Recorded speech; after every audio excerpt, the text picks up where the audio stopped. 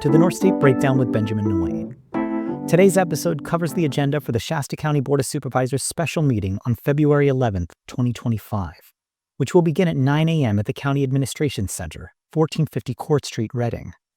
This special meeting includes significant items that merit close attention, from emergency declarations to litigation and changes to the Shasta County Elections Commission. Let's break it down. R1. Emergency Declaration. The Board will consider adopting a resolution ratifying the Director of Emergency Services February 5, 2025 proclamation of a local emergency due to the severe weather conditions impacting Shasta County and its cities, including Reading, Anderson, and Shasta Lake. The declaration followed significant flooding, prompting swift water rescues and road closures. This enables the California State Office of Emergency Services and allied agencies to assist with road conditions, search and rescue operations, and hazard mitigation as needed. Local public works and safety officials are addressing reports of affected roads, posting signage, and closing areas as necessary. Residents are urged to avoid crossing roads with flowing water and to call 911 in emergencies. Additionally, officials encourage registration for the Alert Shasta emergency notification system. Approving this resolution ensures the county receives the support it needs during the ongoing recovery. R2. Property Negotiations.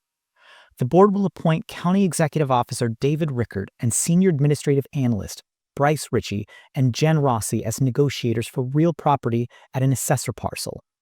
The negotiations involve the City of Reading, and while the details are light in the agenda packet, this appears to be a potential property acquisition that could have a long-term implication for the county services. Next up is closed session, and the first item is R3, ongoing litigation. This item pertains to ongoing litigation Daniel T. Ladd versus Thomas Toller in the Shasta County Superior Court, case number 206952. This lawsuit seeks a writ of mandate alleging multiple violations of the California Elections Code and improper administration of election-related processes. The primary claims include failures to comply with voter roll maintenance requirements, obstructing public observation of the election processes, and improper ballot handling and chain of custody procedures. However, the lawsuit's merit appears questionable.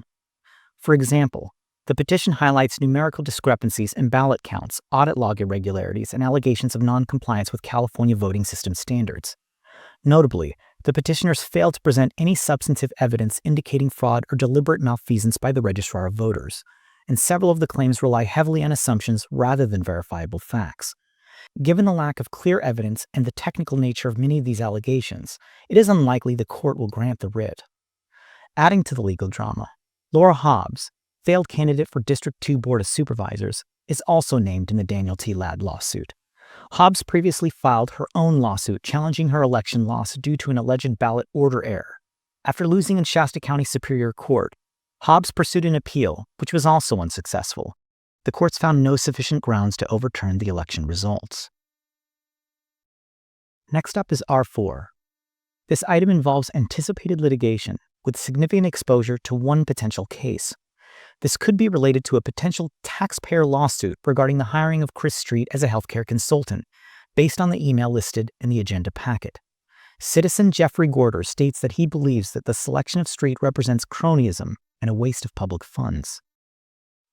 Next up is R5, property negotiations. The Board will discuss terms for property at 7251 East Side Road with the City of Reading. Any reportable action from this closed session discussion will be announced afterwards. Back to the regular calendar. R6, the Shasta County Elections Commission. This item will introduce and discuss amendments to Chapter 2.07 of the Shasta County Code, which governs the Elections Commission. These proposed changes include limiting meetings to 4 times a year and in non-election years and 10 times in election years with additional meetings only by Board approval. Adding new duties, including an annual survey of public trust in elections and a twice-yearly report to the Board. Also in the proposed ordinance, the Board will now have the ability to remove commission members at will, which could raise concerns about transparency and politicization of the Commission's work. Also, removing language that previously allowed Commission members to be named as election judges or inspectors, a provision that was initially proposed as a workaround to California election laws, but is now being stripped from the ordinance completely. Based on the amended ordinance, it would appear that this board is stripping the commission of some of its power and independence. It's possible that this move is setting the stage for the commission's future elimination.